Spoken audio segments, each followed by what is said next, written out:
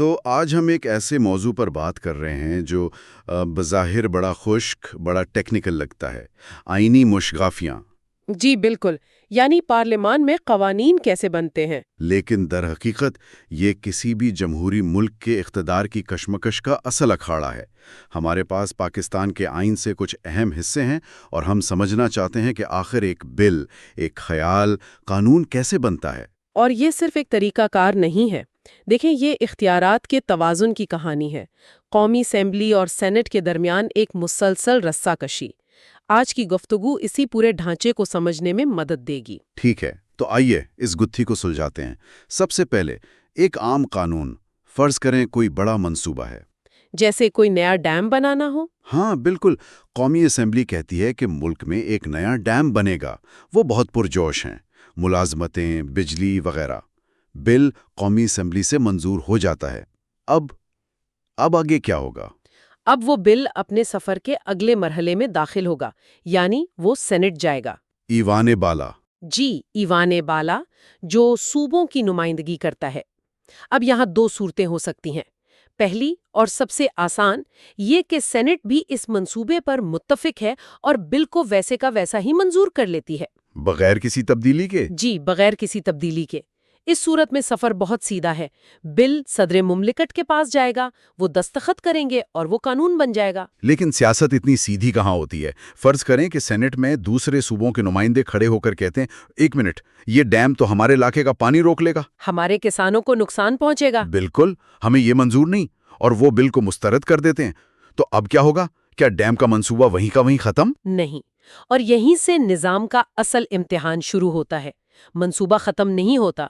آئین بنانے والے جانتے تھے کہ ایسے اختلافات ہوں گے۔ اچھا۔ اسی لیے آئین کا آرٹیکل 70 اس تعطل کو، اس ڈیڈ لاک کو توڑنے کا ایک راستہ دیتا ہے۔ اسے کہتے ہیں مشترکہ اجلاس یا جوائنٹ سٹنگ۔ مشترکہ اجلاس مطلب دونوں ایوانوں کے سارے اراکین ایک ہی ہال میں اکٹھے ہو جاتے ہیں؟ بالکل۔ قومی اسمبلی، جہاں سے بل شروع ہوا تھا، صدر سے درخواست کر سکتی ہے کہ وہ مشترکہ اجلاس بلائیں۔ اس اجلاس میں قومی اسمبلی اور سینٹ کے تمام اراکین ایک ساتھ بیٹھ کر اس متنازعہ بل پر دوبارہ ووٹنگ کرتے ہیں۔ ایک منٹ، یہاں مجھے ایک مسئلہ نظر آ رہا ہے۔ قومی اسمبلی میں تو اراکین کی تعداد سینٹ سے کہیں زیادہ ہے۔ جی، بہت زیادہ ہے۔ تو اگر مشترکہ اجلاس میں فیصلہ سادہ اکثریت سے ہونا ہے تو قومی اسمبلی تو تقریباً ہر بار جیت جائے گی۔ اس طرح تو سینٹ کا اعتراض بے معنی ہو گیا۔ آپ نے اس نظام کی سب سے نازک رگ پر ہاتھ رکھا ہے۔ یہ حقیقت ہے کہ نمبرز گیم میں مشترکہ اجلاس میں پلڑا قومی اسمبلی کا ہی بھاری رہتا ہے۔ تو پھر سینٹ کا فائدہ؟ دیکھیے، اس کا مقصد سینٹ کو بے اختیار کرنا نہیں ہے۔ مشترکہ اجلاس تک نوبت آنا ہی اپنے آپ میں ایک بڑی سیاسی ناکامی سمجھی جاتی ہے۔ یہ ایک آخری حربہ ہے، ایک پریشر وال کی طرح۔ کوشش یہی ہوتی ہے کہ دونوں ایوان مل بیٹھ کر ترامیم کے ذریعے کوئی درمیانی راہ نکالیں۔ اچھا، یعنی یہ ایک طرح کی نیوکلیر آپشن ہے جسے استعمال کرنے سے ہر کوئی بچنا چاہتا ہے۔ بالکل، اس کا ہونا ہی دونوں ایوانوں کو مفاہمت پر مجبور کرتا ہے۔ لیکن اگر مفاہمت نہ ہو تو آئین واضح کرتا ہے کہ حتمی فیصلہ عوام کے براہ راست منتخب نمائندوں کی اکثریت ہی کرے گی۔ ٹھیک ہے۔ آرٹیکل 72 کے مطابق اس اجلاس کی صدارت قومی اسمبلی کے اسپیکر کرتے ہیں اور حاضر اور ووٹ دینے والے اراکین کی سادہ اکثریت سے بل منظور یا مسترد ہو جاتا ہے۔ تو یہ تو ہوا عام قانون کا سست اور پیچیدہ راستہ جس میں بحث، اختلاف اور مفاہمت کی بہت گنجائش ہے۔ لیکن آپ نے شروع میں ایک ایکسپریس لین کا ذکر کیا تھا۔ جی ہاں، اور یہ وہ راستہ ہے جہاں آئین بحث اور اختلاف کی زیادہ گنجائش نہیں دیتا۔ ایسا کیوں؟ اس قسم کے لمبے تعطل کی متحمل نہیں ہو سکتی۔ ملک کو چلانا ہوتا ہے، تنخواہیں دینی ہوتی ہیں، منصوبے چلانے ہوتے ہیں۔ بالکل۔ اس کے لیے آئین نے ایک بالکل مختلف تیز رفتار ٹریک بنایا ہے جسے منی بل کا راستہ کہتے ہیں۔ منی بل، یہ اصطلاح اکثر خبروں میں سنائی دیتی ہے، خاص طور پر بجٹ کے دنوں میں۔ تو اس میں ایسا کیا خاص ہے؟ اس میں سب کچھ ہی خاص ہے۔ آئین کا آرٹیکل 73 اس کا پورا طریقہ کار بتاتا ہے۔ پہلا اور سب سے بڑا فرق یہ ہے کہ منی بل صرف اور صرف قومی اسمبلی میں پیش ہو سکتا ہے۔ صرف قومی اسمبلی میں؟ سینٹ سے شروع نہیں ہو سکتا؟ ہو ہی نہیں سکتا۔ اور جب یہ قومی اسمبلی سے منظور ہوتا ہے تو اسے سینٹ کو منظوری کے لیے نہیں بلکہ صرف سفارشات کے لیے بھیجا جاتا ہے۔ سفارشات منظوری نہیں، مطلب سینٹ صرف مشورہ دے سکتی ہے، اسے روک نہیں سکتی؟ بالکل نہیں، یہ اختیارات کا بہت بڑا فرق ہے۔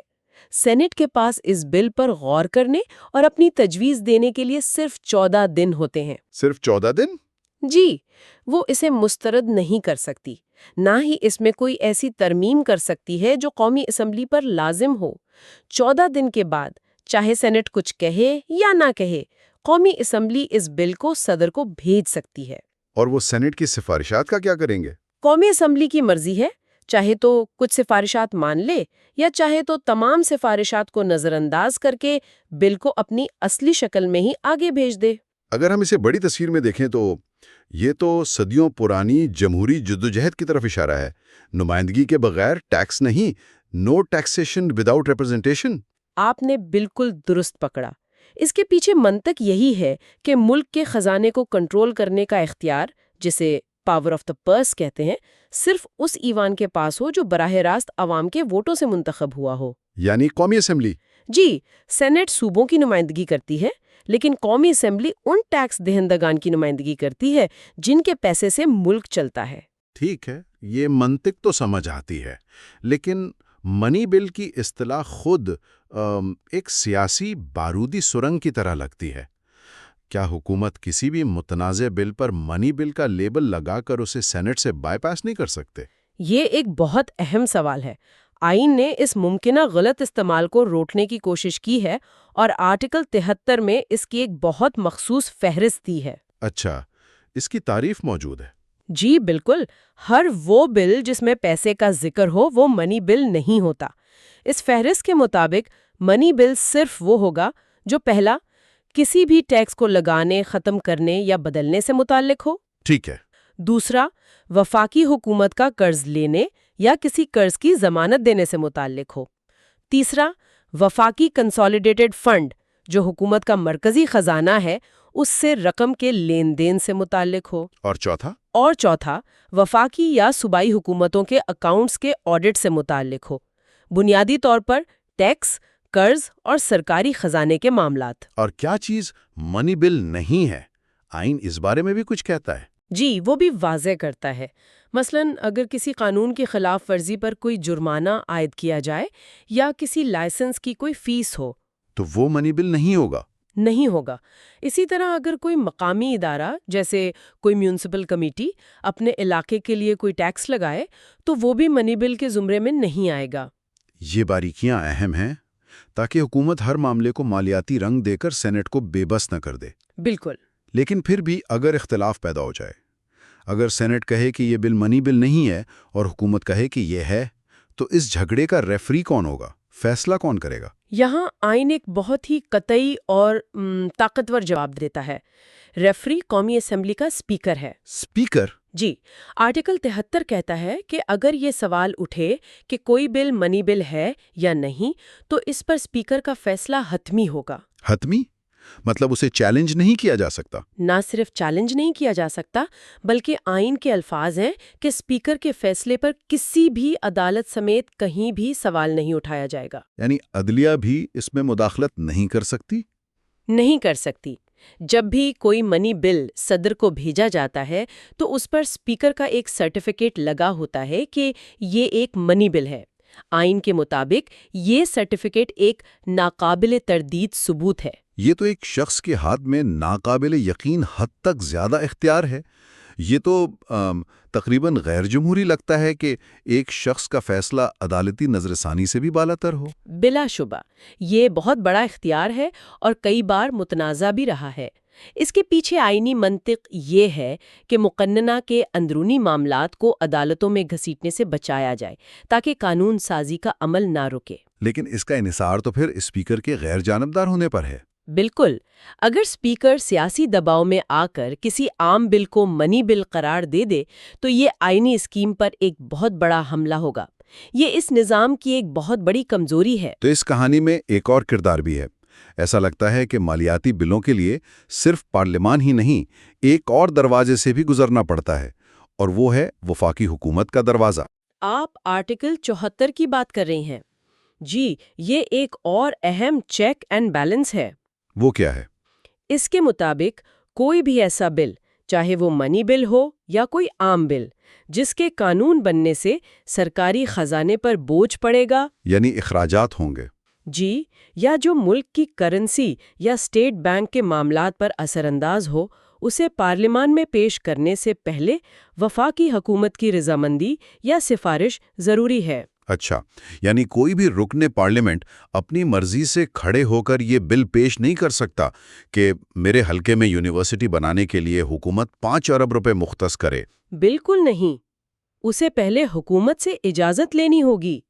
یہ شک انتظامیہ یعنی حکومت اور مقننہ یعنی پارلیمنٹ کے درمیان اختیارات کا توازن قائم کرتی ہے۔ اس کا مطلب تو یہ ہوا کہ قومی خزانے کی چابیاں عملی طور پر حکومت کے پاس ہیں۔ جی، ایک طرح سے یہی بات ہے۔ یہ پارلیمنٹ کو ایسے مالی وعدے کرنے سے روکتی ہے جنہیں پورا کرنے کے لیے حکومت کے پاس وسائل نہ ہوں یا وہ سیاسی طور پر ان کی حمایت نہ کرتی ہو۔ یہ مالیاتی نظم و ضبط کو یقینی بناتا ہے۔ تو آج کی گفتگو کا اگر خلاصہ کریں تو پاکستان کی پارلیمنٹ میں قانون سازی کے 2 بالکل مختلف راستے ہیں۔ جی، 2 الگ الگ ٹریکس ہیں۔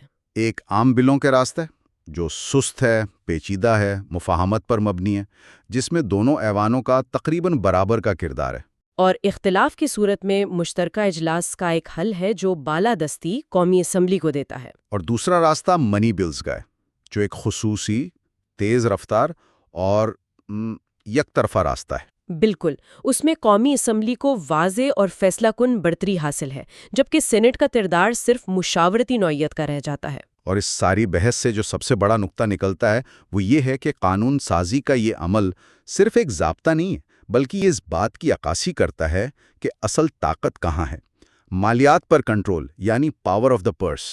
جی، پاور آف دا پرس براہ راست عوام کے منتخب کردہ ایوان کے پاس مرکوز ہے، جو کئی جمہوری نظاموں کا ایک بنیادی اصول بھی ہے۔ تو یہ پورا نظام استحکام اور نمائندگی کے درمیان ایک توازن قائم کرنے کی کوشش ہے۔ بالکل، اور یہ پوری ساخت اس بات کو یقینی بنانے کے لیے بنائی گئی ہے کہ جہاں عام قوانین پر وسیع تر اتفاق رائے ہو، وہیں ملک کے مالی معاملات میں فیصلہ سازی تیز، واضح اور براہ راست منتخب حکومت اور اسمبلی کی ذمہ داری ہو۔ آئین کی عبارت کہتی ہے کہ منی بل پر اسپیکر کا فیصلہ حتمی ہوگا اور اس پر سوال نہیں اٹھایا جائے گا۔ یہ ہمیں ایک سوچ کی طرف لے جاتا ہے۔ جب آپ مقننہ کے اندر ایک ہی سیاسی عہدے کو اتنا غیر متنازع اور عدالتی نظر ثانی سے بالاتر اختیار دے دیتے ہیں تو کیا ایک فرد کی دیانتداری اور غیر جانبداری پر انحصار کرنا پورے پارلیمانی نظام کے توازن کو برقرار رکھنے کے لیے کافی ہے؟ اور جب یہ اعتماد ٹوٹ جائے تو کیا ہوتا ہے؟ You are watching Legal Gupshup and GK with MD, your source for legal, historical, and breaking news. Don't forget to like, subscribe, and share for more informative content.